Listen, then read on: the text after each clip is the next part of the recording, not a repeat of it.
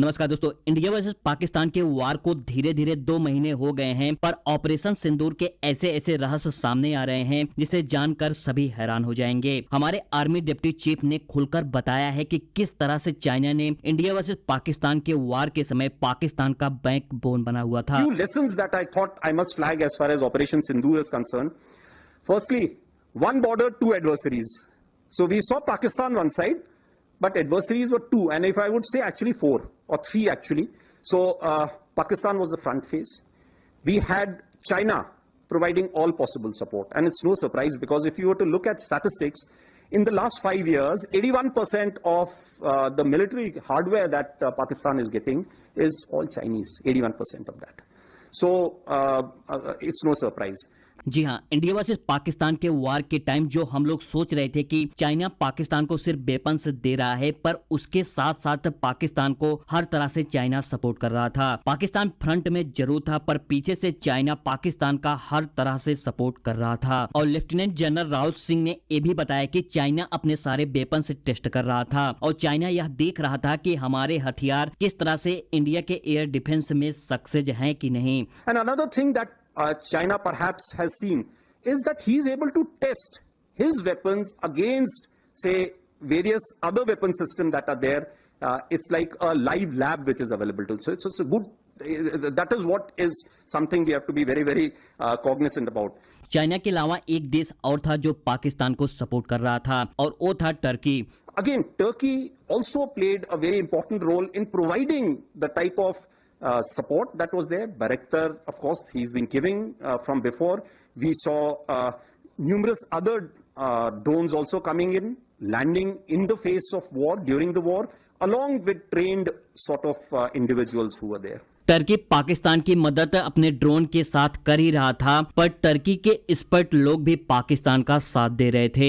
यार, सोचने वाली बात है कि ऑपरेशन सिंदूर में जहां पाकिस्तान को 2 देश सपोर्ट कर रहे थे, वहीं इंडिया को कोई नहीं सपोर्ट कर रहा था और अकेले ही इंडिया ने पाकिस्तानियों की नींद उड़ा दी। पर अब इंडिया को सतर्क रहना होगा। यदि दोबारा ऐसी कोई सिचुएशन आती है तो अब चाइना डायरेक्ट भी पाकिस्तान के साथ हमारे अगेंस्ट वार लड़ सकता है। और आर्मी डिप्टी चीफ ने ये भी कहा कि जो सीज फायर हुआ था यह एक बहुत ही शानदार चाल थी जो उचित समय पर युद्ध को रोकने के लिए खेली गई। तो यार, इस पर आप क्या सोचते हैं? अपनी राय कमेंट सेक्शन में जरूर बताएं। चलते हैं अगली खबर की तरफ। देखिए, चीन की सरकार ने अपने देश में पर्यटन को बढ़ावा देने के लिए 70 से ज्यादा देशों के नागरिकों को बिना वीजा चीन में एंट्री देने का ऐलान किया है। जी हाँ, साल 2023 की शुरुआत में कोरोना महामारी के बाद चीन ने अपनी सीमाएं फिर से लोगों के लिए खोली थी, लेकिन उस साल सिर्फ 1.3 करोड़ पर्यटक ही चीन पहुंचे थे। साल 2019 में चीन में 3 करोड़ से ज्यादा पर्यटक पहुंचे थे। यही सब देखते हुए चीन की सरकार ने अपने देश में पर्यटन को बढ़ावा देने के लिए 70 से ज्यादा देशों के नागरिकों को बिना वीजा चीन में एंट्री देने का ऐलान किया है। चीन ने अपनी वीजा नीति में अभूतपूर्व बदलाव किया है और अब 74 देशों के नागरिक 30 दिन तक चीन में बिना वीजा के रह सकते हैं। यह चीन के पूर्व के नियमों की तुलना में बड़ा बदलाव है। चीन की सरकार पर्यटन को बढ़ावा देने, अर्थव्यवस्था को गति देने और अपनी सॉफ्ट पावर बढ़ाने के लिए लोगों को वीजा फ्री एंट्री की सुविधा दे रही है। चलते हैं अगली खबर की तरफ। देखिए, अफगानिस्तान ने रसिया के साथ मिलकर डोनाल्ड ट्रंप की नींद उड़ा दी है। रसिया दुनिया का एक लौता देश बन गया है जो अफगानिस्तान में तालिबान की सत्ता स्वीकार कर लिया है। ट्रंप के लिए इससे बड़ा झटका कुछ भी नहीं हो सकता।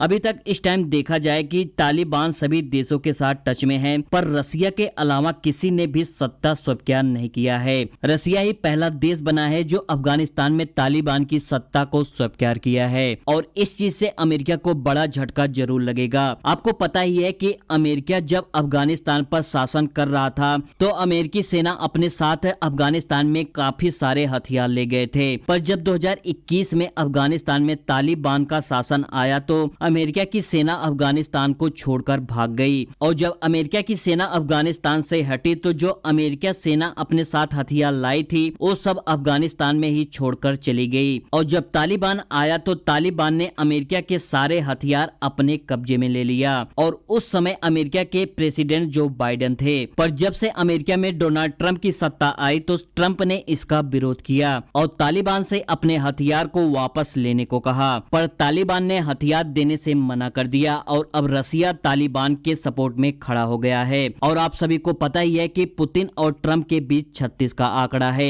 ऐसे में अफगानिस्तान में तालिबान की सत्ता को स्वीकार कर लेना ट्रंप के लिए बहुत हैरानी वाली बात है। रसिया में जो तालिबान की एम्बेसी है मॉस्को में, वहां पर तालिबानी झंडा फहराया गया और अफगानिस्तान में भी रसिया की एम्बेसी पर तालिबानी झंडा फहराया गया। ये फोटो सोशल मीडिया पर अब काफी तेजी से वायरल हो रही हैं। तो आपको क्या लगता है कि रसिया के बाद और कौन देश तालिबान की सत्ता को स्वीकार करेगा? अपनी राय कमेंट सेक्शन में जरूर बताएं। चलते हैं अगली खबर की तरफ। देखिए, पीएम मोदी का ब्राजील में स्वागत देख सभी हैरान हो गए। पीएम मोदी जैसे ब्राजील के ब्रासिलिया एयरपोर्ट पर पहुंचे तो उनका स्वागत शिव तांडव से किया गया।